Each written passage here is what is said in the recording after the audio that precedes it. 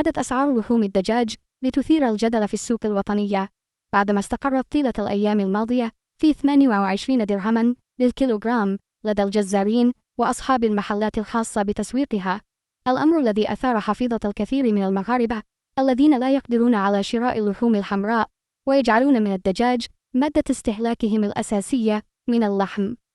وعبر العشرات من المغاربة في تدوينات غاضبة عبر شبكات مواقع التواصل الاجتماعي